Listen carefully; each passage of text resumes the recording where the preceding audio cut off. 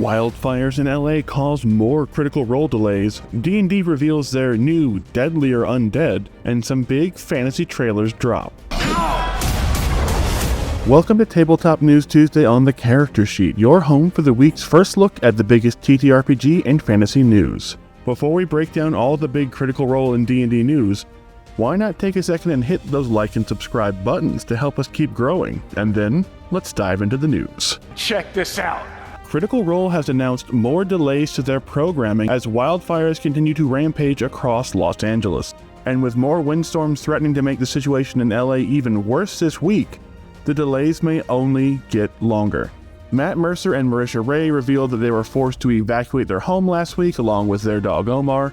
Producer Kyle Shire has already lost his home in the fire, and numerous other cast and crew members have evacuated and the status of their homes remains unknown, with Marisha also revealing on Instagram that many of the staff don't even have access to their computers at the moment given the state of things. Because of that, many of Critical Role's other podcasts and programs have canceled their shows for the foreseeable future, including no more new Fireside Chat with a Critical Role cast and the latest episode of the Reslayer's Take being delayed. While today's Assassin's Creed Shadows one-shot is still scheduled for release, that session was completed and most likely had post-production finished and was scheduled for release days before the fires broke out in LA, and the next episode of Campaign 3, which is potentially the last of the entire campaign, is now in jeopardy as well, as CR still maintains tentative plans to release it this Thursday. But if conditions in LA continue to worsen, it may be at least another week or longer until we get to see what happens next to Bell's Hells and all of Exandria. But the important thing is, the cast and crew are safe, although many are dealing with the loss or potential loss of their homes or the homes of their friends and family. So if you would like to help those impacted by these horrible wildfires, we will once again include the link in the description and the comment section for the California Community Foundation's Wildfire Recovery Fund to help those impacted by this terrible disaster. And we will bring you updates on Critical Role's return to Campaign 3 as we learn more. Just come with me. Come on. In much lighter news, Castlevania Nocturne has just dropped the final trailer for Season 2, which premieres in just a few days on January 16th. The trailer, in which Richter Belmont gets second billing behind Alucard in what is theoretically his own show, features their team of vampire hunters banding together with the elements of the French Revolution in Paris to fight off the Vampire Messiah's massive army as they attempt to plunge the world into perpetual darkness. With an ever-expanding cast of protagonists, it's kind of hard to feel like Richter Belmont is at the center of his own story, with so much screen time to spread around to Alucard and his fellow vampire hunters. But we do have to say the fight scenes look as amazing as ever, and this vampire-inspired take on the French Revolution has piqued our interest enough to make sure we tune in when it drops this Thursday, January 16th, on Netflix. We're all part of the same story. I will have my vengeance. You should have run. I'm done running. This ends now.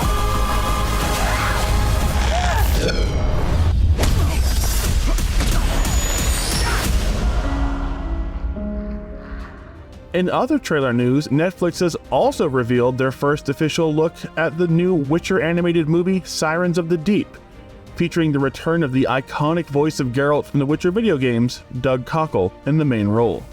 The new movie is a direct adaptation of a short story by Andrzej Sapkowski, the creator of The Witcher, called A Little Sacrifice, as opposed to the live-action Witcher on Netflix, which often took some inspiration from the books but went off in various new directions. Sirens of the Deep sees Geralt trying to stop a war between the merpeople and the humans, all while trying to put his memories of Yennefer behind him, and it looks like the kind of faithful Witcher adaptation fans have been clamoring for, although, given that this will be followed up by the final season of the live-action Witcher, it probably is a case of too little too late. People think I've gone soft on killing monsters.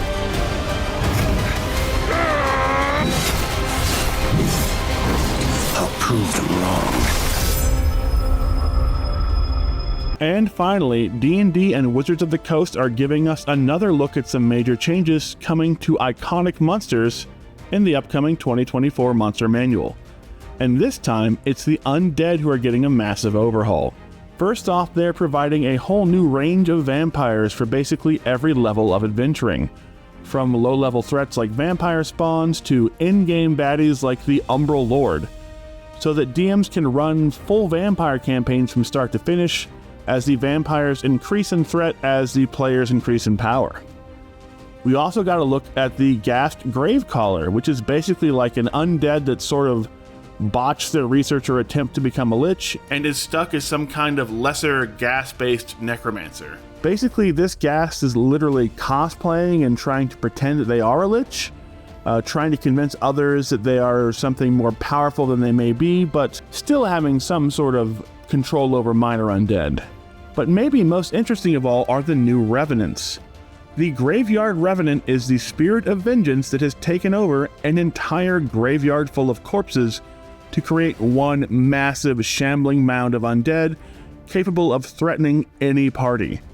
And of course the new Haunting Revenant, which is an entire house or building taken over by that same spirit of vengeance to become a massive undead threat in its own right.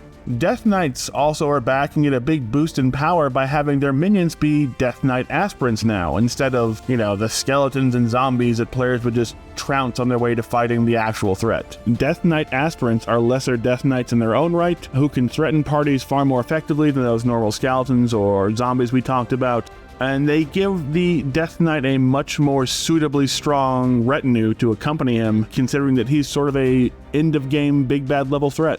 Even the Humble Ghost got a major power upgrade, where they can now hit players for a huge amount of damage in their new form and making them a major threat for the first time in a while. Much like the dragons, the focus here seems to be on giving undead back a lot of the power and the fear that they lost after several editions of players getting used to stomping down skeletons and ghouls and other undead as early level campaign fodder. And based on the horrifying new abilities we are seeing in this new take on undead, we're actually excited and slightly terrified to see the Monster Manual 2024 version show up in our home campaigns. And that's all we have this week on Tabletop News Tuesday. Let us know what your favorite story was down in the comment section, and don't forget to hit those like and subscribe buttons.